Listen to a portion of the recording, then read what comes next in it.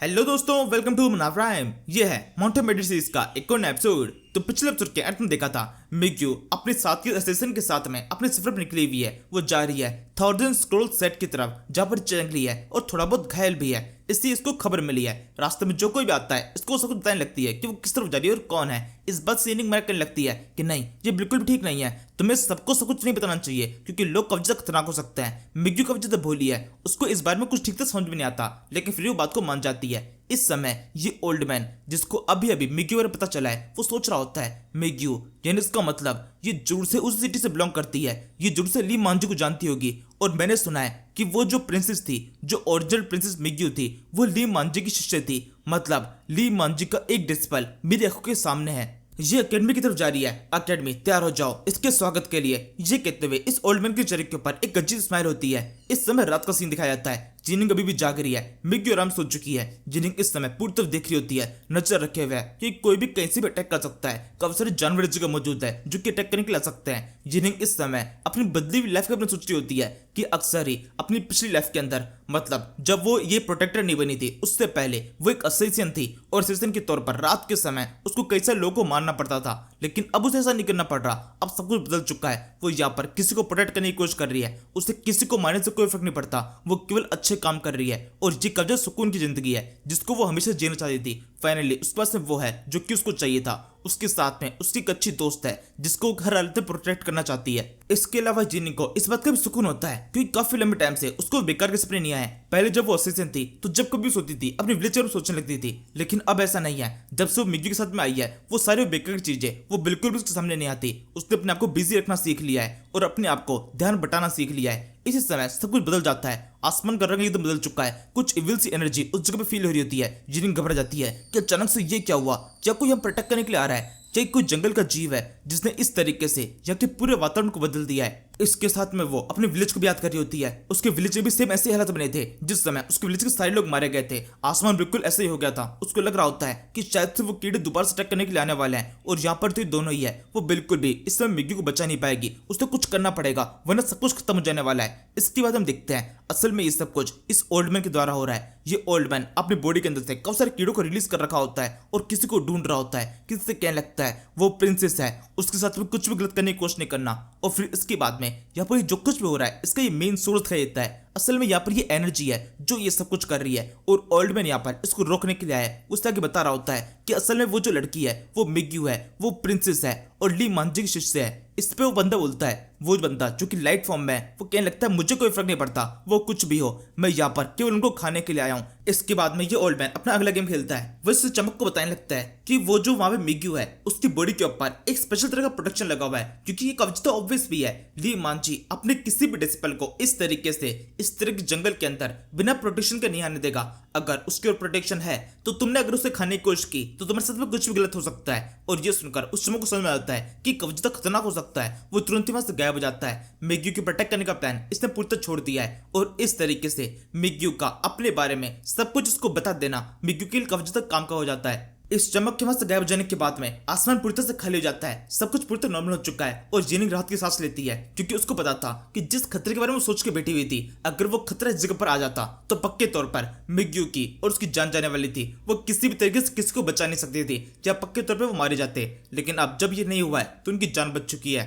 इसके बाद में सीन शिफ्ट होता है। हम माउंट फूजी नाम की जगह से देखते हैं। ये सब में वही माउंटेन है जिसके ऊपर वो अकेडमी बसी हुई है। चारों तरफ फूल खिले हुए हैं, बीच में एक घर बना हुआ है जिसके अंदर इस जगह मेन लीडर रहता है। इसके पास में एक बंदा पूछते हुए बताता है कि कब सारे लोग यहाँ पर आ चुके हैं। वो सबका नाम पूछता है तो इसे बंदा बताता है ज्यू चिली, जनरल सॉन्ग और इसके अलावा जनरल बाइचुआन। ये तीनों इस जगह पहुंच चुके हैं। तीनों की काबिलियत बहुत ज्यादा है। तीनों अपने अलग अलग क्षेत्र में आगे बढ़ चुके हैं और इसके अलावा भी जो रिंग ट्रैप के लोग हैं उन्होंने भी अपने कुछ लोगों को इस जगह भेजा है जो कि यहाँ पर रिक्रूट करना चाहते हैं। साथ में कुछ छोटे मोटे लोग हैं, अलग अलग जनरल, एम्परर्स, वो सब के सब अपने अपने प्रतिनिधि को इस जगह भेजते जा रहे हैं। इसके बाद में खबरी चंगली के बारे में से कुछ बताते हैं कि किस तरीके से दो बंदे चंगली का रूप लेकर हमारी सिटी में एंटर कर चुके हैं। वो दोनों सिबलिंग्स हैं और अभी रिक्रूटमेंट की हर एक प्रोसेस को फॉलो कर रहे हैं। उन्हें क्या करना है। मास्टर इस बात के भी कुछ खास ज्यादा रिएक्ट नहीं करता, वो ठीक है बोलकर बात को आगे बढ़ने के लिए कह देता है। फिर खबरी आगे एक और बताता है कि जो माउंटेन का नीचे कैसा है वहां पर काफी सारे लोग इकट्ठा हो चुके हैं और ये काम है सीमा का, उस रिपोर्टर का जो कि बहुत ज्यादा फास्ट है। उसने काफी सारे लोगों को यहाँ पर इकट्ठा कर दिया है चंगली का नाम ले लेके। इस पे मास्टर को थोड़ा अजीब सा लगता है क्योंकि वो नहीं चाहता था कि इस जगह पर बेकार के लोग को इन्वाइट किया जाए। जिन लोगों को इनवाइट नहीं किया गया है उनको बिल्कुल भी इस माउंटेन के आसपास से नहीं आना चाहिए, लेकिन सीमा की वजह से इस जगह पर लोगों की भीड़ लग चुकी है। वो तुरंत ही इस बंदे को इंस्ट्रक्शन देता है, अगर उनमें से किसी ने भी हमारे माउंटेन के अंदर एंटर करने की कोशिश की तो तुरंत ही उनको खत्म कर देना, उसको एक एग्जाम्पल बनाना ताकि कोई और इस तरह हरकत करने की कोशिश ना करे। हमारे मार्शल अकेडमी के अंदर सबसे इंपॉर्टेंट डिसिप्लिन, और अगर किसी ने भी डिसिप्लिन को या फिर हमारे बनाए हुए रूल्स को तोड़ने की कोशिश की तो उसको एक बड़ी सजा मिलेगी। इसके बाद में खबरी वहां चला जाता है और फिर एंड में जब मास्टर अपने इस घर से बाहर निकलता है, इसका नाम है मैंग फूजी, और इसी समय इसको कुछ एहसास होता है कि इस जगह पर कुछ और भी है। वो तुरंत कहने लगता है, मेरे पुराने दोस्त अब तुम मेरे सामने आ सकते हो, तुम्हें कहीं भी छुपने की जरूरत नहीं है। उसका इतना कहना होता है और इसी के साथ में काफी सारे कीड़े उस जगह दिखाई देने लगते हैं। वो सारे कीड़े एक जगह पर इकट्ठा होते हैं और यहाँ पर ये ओल्ड मैन दिखाई देता है। मैंग फूजी जब इस तरीके से अपने सामने अपने एक पुराने दोस्त को देखता है तो उसे देखकर काफी ज्यादा खुश जाता है, उसके गले लगने की कोशिश करता है। इस पर ओल्ड मैन बोलता है, नहीं नहीं, तुम मेरे साथ में इतना अच्छी तरह बर्ताव करने की जरूरत नहीं है,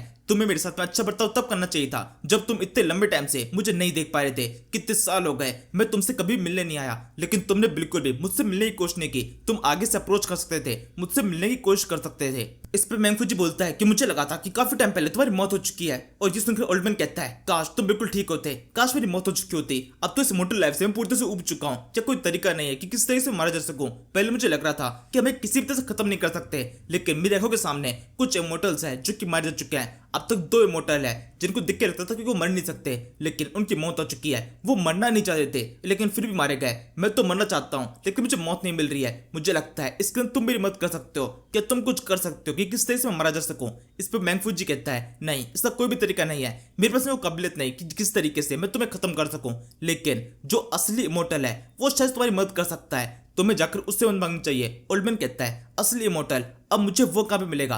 कि इस दुनिया के अंदर कोई असली इमॉर्टल है जो कि एग्जिस्ट करता हो और उससे बात की जा सके, वो तरीका बता सके कि किस तरीके से मैं अपनी इमॉर्टलिटी को छोड़ सकता हूँ।